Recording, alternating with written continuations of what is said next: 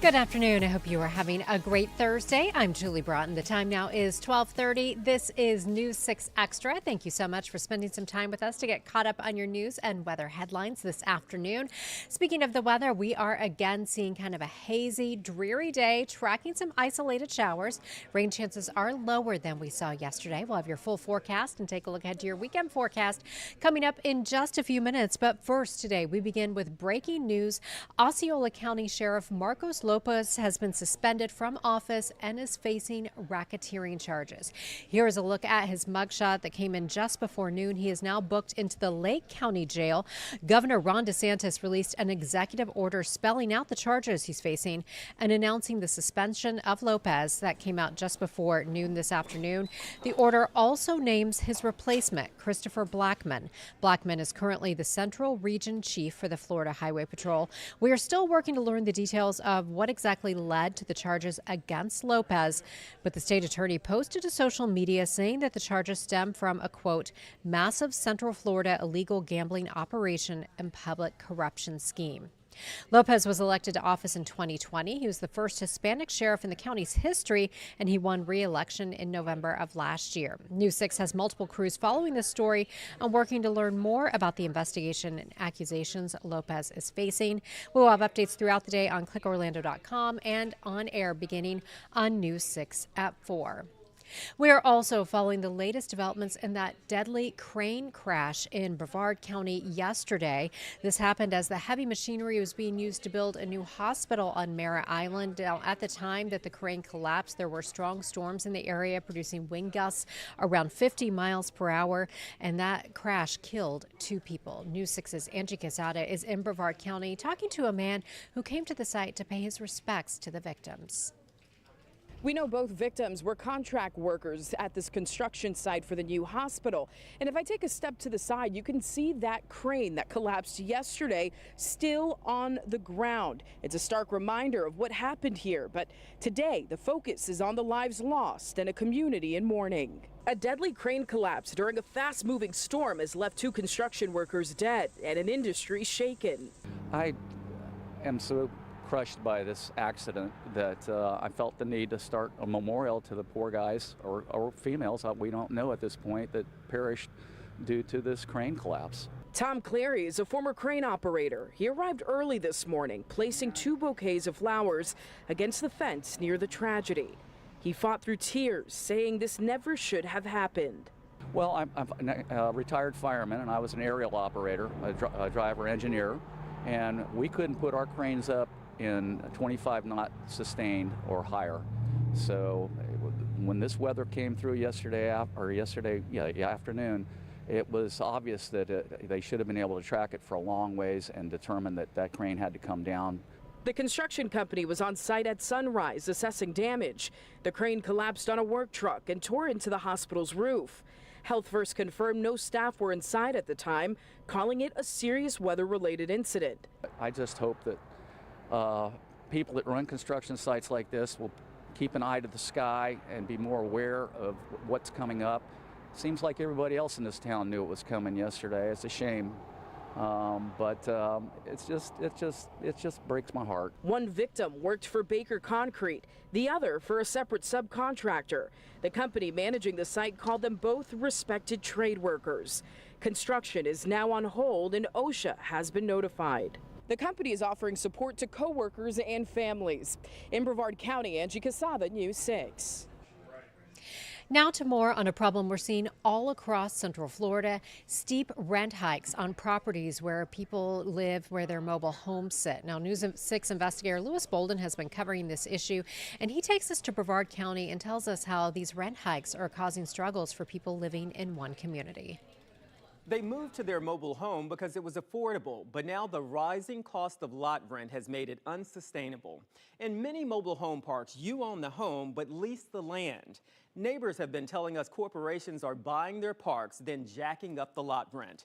I'm News 6 investigator Lewis Bolden. I've been following what some are calling a crisis. I've spoken with people in Osceola, Volusia, and Lake counties, and recently I went to Brevard County, where some say they're paying close to $1,000 a month in lot rent. Our news report struck a nerve. It's out of hand. and there's nobody to control it anymore. How are they just keep raising the rent to where people can no longer afford to live? After our last investigation on rising lot rents, the News 6 results desk was inundated with messages from Central Florida and beyond. People from Fort Myers, Martin County, even Sebring reaching out, saying they too are getting priced out of their mobile homes. This time we followed up with people in Brevard County. What has the last year been like for you? It has been honestly hell. Heather Powers lives in the Colony Mobile Home Park in Merritt Island. She says her lot rent has gone up 3 times in less than a year.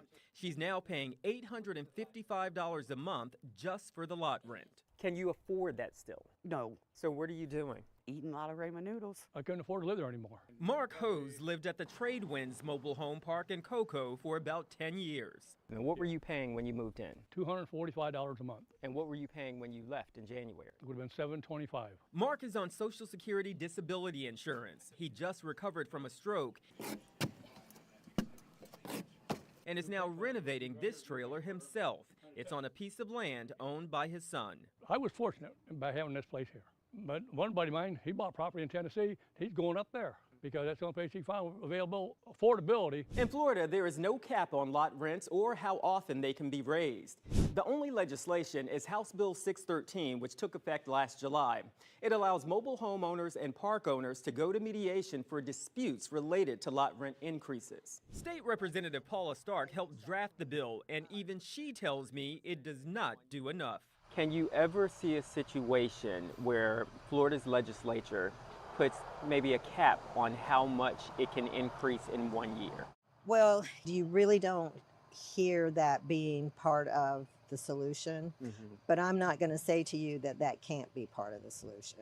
Meanwhile, back at Heather's Brevard County home. Do they not see the issue with the homeless situation here in Florida? Do you think it's going to get worse? Oh, it's going to get worse. Situations like this. Yeah, because nobody in the government will step up and say, hey, you can only do this once a year. This is an issue that is not going away, and News 6 will continue to follow it. If you'd like to share your story, email us at theinvestigators@wkmg.com. I'm Louis Bolden, News 6. We're going to take a short break. When we get back, we'll check out your forecast for today, include timing out some showers that we'll see today, and we'll also take a look ahead to your weekend when the rain chance goes down and the temperature goes up, and we will check out the very latest with the release of the Nintendo Switch 2. Stay with us. We are back in 2 minutes.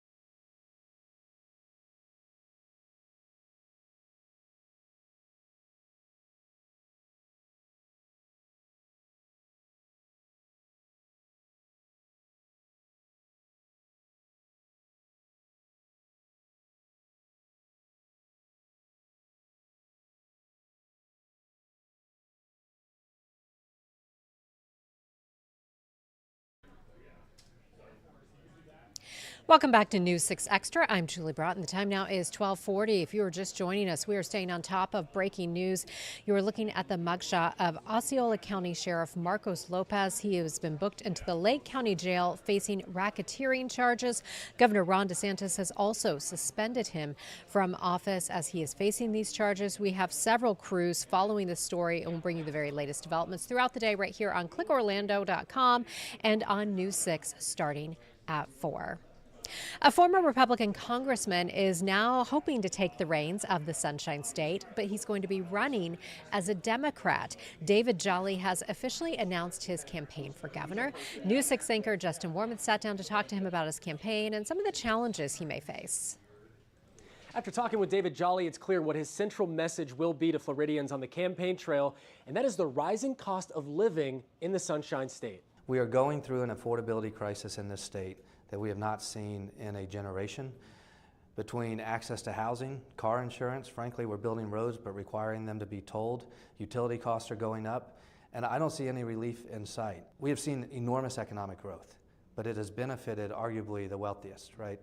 Florida has become a home for the rich and the reckless, not for everyone. I want it to be a home for everyone. Winning a statewide race will be an uphill battle and a steep one at that. In fact, the last Democrat elected governor in the state of Florida was Lawton Chiles back in the 1990s. Florida hasn't had a Democratic governor in the 21st century. Sure. It's been a long time. What gives you optimism that David Jolly could flip the trend? I would say it's not just David Jolly. It's millions of Floridians who understand it's time for a change. And my job is to convince this coalition to vote maybe differently than you have reflexively done in the past. And whoever ends up being the Democratic nominee will need some help, especially from independents and so-called soft Republicans. President Trump carried Florida by 13 points last year. Governor DeSantis won his re-election campaign by more than 20 points, and there are 1.3 million more registered Republicans than Democrats in the state of Florida. We need to be Democrats willing to go into faith communities, talk about our values, go into ag communities and say your labor markets are tight because of the governor's immigration program. We need to be able to go to gun owners and say, you're not the problem, but our laws are. And if we change our laws, we'll protect your kids and ours. Now, Jolly was a Republican when he served in Congress. A couple months ago, he filed to be a Democrat so he could run for governor. And because of that, flipping from Republican to Democrat, he is already being compared to Charlie Crist, who lost by some 20 points to Governor DeSantis in 2022. Is that a problem, A? And B, how do you distance yourself or separate yourself from Charlie Crist? I love this conversation because it's the strength of our campaign. All due respect to Charlie Crist. His political journey took about 10 months. Mine took 10 years. His was transactional to run for office. That wasn't my journey. More importantly, Charlie Crist would always tell voters, I didn't leave the Republican Party, the party left me. David Jolly left the Republican Party. I've grown, I've changed. Now, I also asked Jolly about affordable housing, property insurance, school funding, and so much more. It was a 16 to 17-minute interview that you can find right now on clickorlando.com. Justin Warmoth, News 6. After talking with David Jolly, it's clear what his...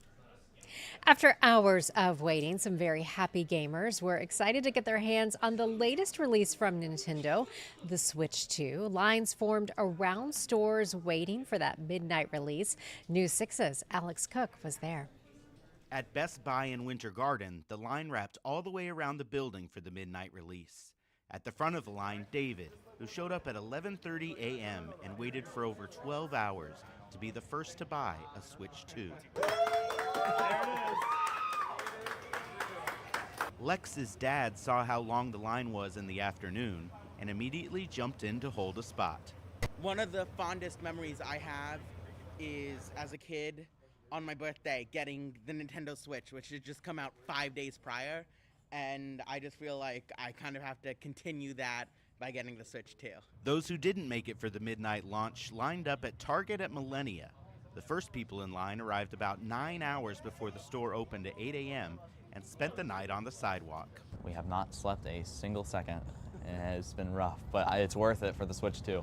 Strangers at first, bonded by the experience, united by their love for the Japanese gaming company and its Italian plumber mascot. Peaches, peaches, peaches, peaches, peaches, peaches, peaches, peaches, peaches, peaches, I love you. Target at Millennia laid out the power-ups with a special photo op, a store-wide scavenger hunt, Yoshi is Mario's companion who gobbles up enemies and turns them into eggs. and even some free Nintendo swag. At the end of it all, they finally have their hands on the new console. They also have an experience they'll remember for the rest of their lives. In Orlando, Alex Cook, News 6. That's some dedication. I like it. I like Yoshi too. I'm a big fan of Yoshi. All right, let's check out your forecast for today. Yesterday, we saw a lot of heavy rain and strong thunderstorms. The coverage is less today. Here's what we're finding for you on the radar right now. As we are sweeping out, we had some very light showers across our western counties this morning. Right now, most of us are dry, but there's quite a bit of that haze hanging around thanks to some Saharan dust.